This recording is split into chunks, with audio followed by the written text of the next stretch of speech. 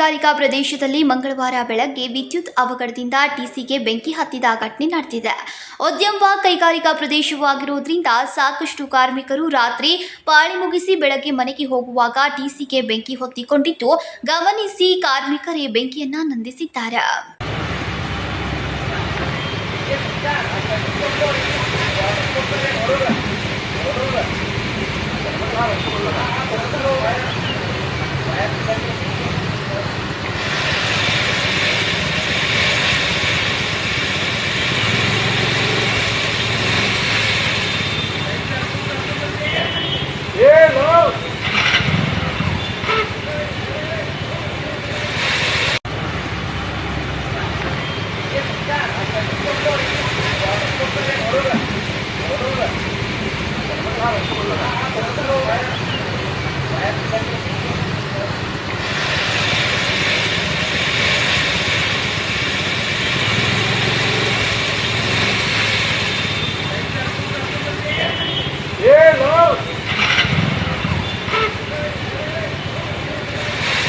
ಯಾವುದೇ ಪ್ರಾಣಾಪಾಯವಾಗಿಲ್ಲ. ಉದ್ಯಮಬಾಗ್ ಪೊಲೀಸ್ ಠಾಣೆಯ ವ್ಯಾಪ್ತಿಯಲ್ಲಿ ಘಟನೆ ನಡೆದಿದೆ.